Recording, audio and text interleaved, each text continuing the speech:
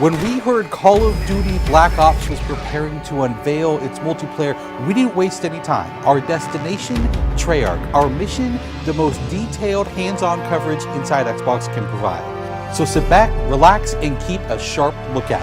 Every feature you hear about in this preview has never before been done in a Call of Duty game.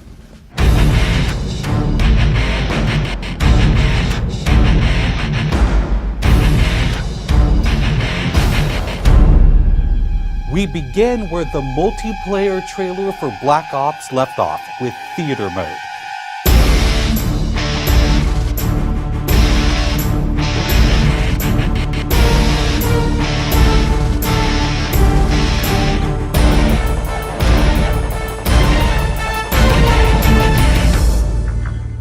Dan Bunting explains.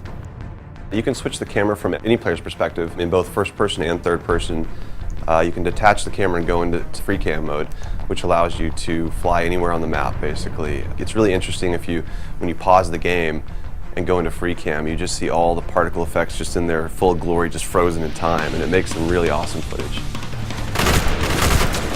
We really want to give players the tools to be creative, make their own machinima, make their own highlight reels. Maybe they're really competitive clans that want to just capture the films from their matches and then go back and analyze what the other team did or whatever. Also brand new to Call of Duty is Black Ops' new currency system. We put the currency system into Black Ops multiplayer principally because we felt like it'd be a very interesting way to engage with all the unlocks that you've been getting. So one of the things that's really fun about currency is instead of being specifically told at a specific level what you're going to get, we're unlocking features by level, but then once the feature is unlocked, you can purchase any component of that feature with the currency directly. Of course, when you got a little currency jingling in your virtual pockets, nothing feels better than putting it on the line against your fellow players. Say hello, everyone, to wager matches.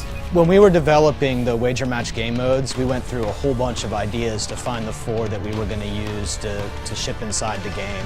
And really, if it wasn't people screaming in joy and frustration when they were sitting around the office playing, it wasn't good enough to be a wager match. Wager matches are all free-for-all modes, and they exist separately from the standard playlist. They include game modes like Gun Game, where you're in a race to score a kill with 20 different weapons, beginning with pistols and advancing through ever more explosive weaponry.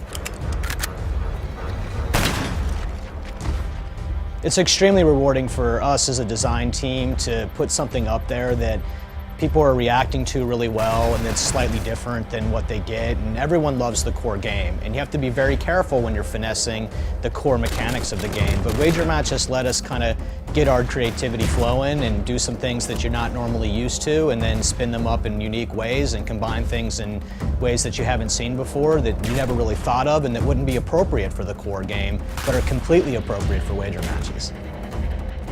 While the classic Call of Duty challenge system is still very much in place, Black Ops is also adding a new feature called contracts. Right, so if you're using the contract system, you actually have to put up a little of your own currency in order for a bigger payday. And depending on the contract, some contracts pay XP, some pay more currency, some pay both. But they're all time limited and it's game time limited, so you have to go to work to accomplish that contract within the time period in order to get paid. It's different from the challenges, in so much that the challenges some players like to use very aggressively, and they map out their path through the challenge system in order to maximize their XP gains, in order to level faster. And then a whole nother set of players uses the challenges sort of passively. They're there, when you get them they feel good, but contracts gives you a way to directly engage with the content inside the game.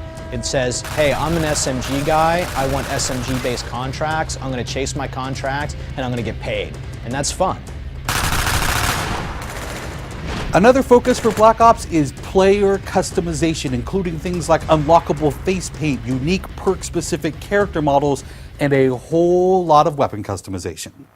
We've been we stole the line from Full Metal Jacket, this is my weapon, this is my gun, and we're chanting that around the office as sort of our mantra for this feature. Originally it started with one of our designers he just made kind of an offhand comment one day where he said, you know, I really have a certain attachment to the weapon that's my favorite. I want to make that weapon mine, and that was all it took.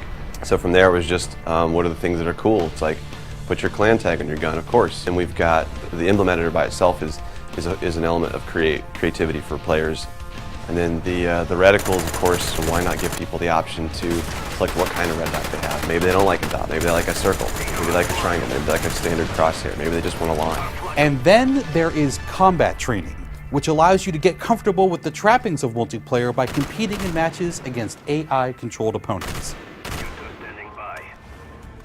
You know, it's our hope that combat training can convert people who are largely single-player gamers who might have, dabbled around in multiplayer but never made that leap to playing online, and give them kind of this experience where they can get familiar with the mechanics and features and systems that multiplayer has, but they can do so at their own pace, they can do so without someone screaming in their ear what a noob they are, and practice up and then join the competitive fold.